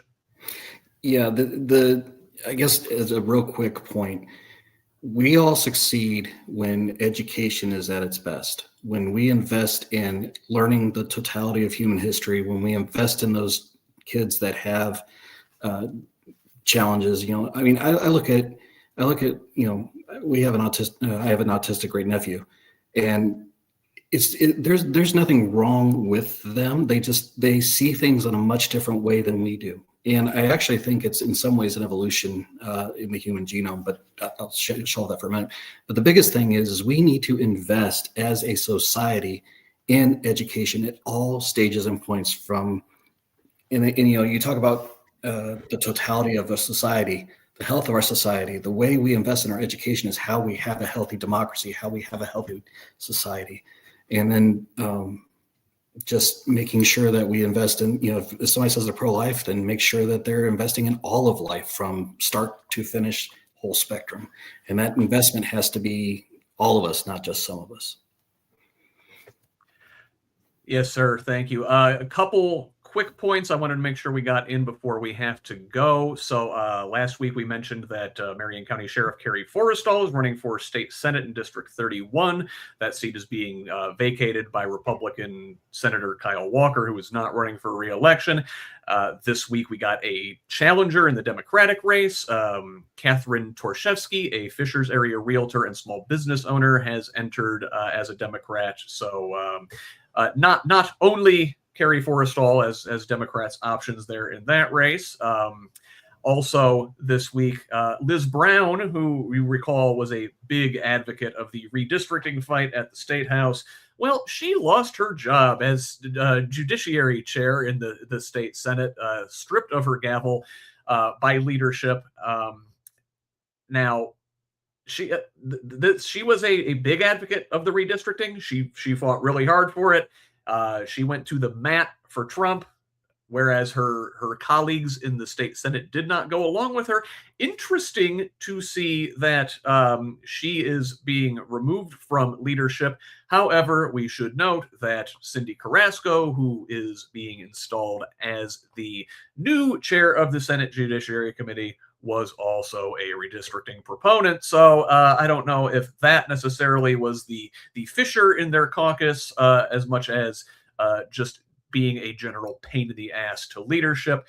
Finally, I did want to make sure we all got this. I want to share with you this poster, and I'm going to put this up here. So in Indianapolis, this is 16-year-old RJ Williams. He has been missing since December 17th after last being seen at the McDonald's in Broad Ripple. He never boarded his usual bus home. His family says that is highly out of character given his strict routines and medical needs. His mother says police initially classified RJ as a runaway despite clear evidence he lacks the capacity to do so. They delayed issuing a silver alert that she believes should have been issued the first night. Few leads have emerged. RJ's backpack and gym bag were found near the White River. His phone briefly powered on twice the day after he disappeared, and surveillance footage shows him walking toward the bus stop, but not what happened after. Multiple agencies have conducted ground, drone, sonar, and water searches without success, while the family has criticized slow cooperation from businesses in releasing security footage over the holidays. Would they drop everything if this was a white girl? They just might. If you know anything about this case, if you have seen RJ or know anything about what happened to him after visiting McDonald's, please contact Indianapolis Metropolitan Police Department at 317-327-6541. Again, that was 317-327-6541. Tabitha, you've been in contact with his mother, haven't you? Yes, briefly. Basically, she just told me here. Let me go to my notes here. I want to make sure that I don't get it wrong. They are requesting that anybody that was in the area of East on 62nd Street between College and Congress, if they had their dash cameras on, if they could, help submit that to the police department or, look through it themselves to see if they saw anything, that'd be really helpful. And she's going to be reaching out to Crime Stoppers soon to post a reward.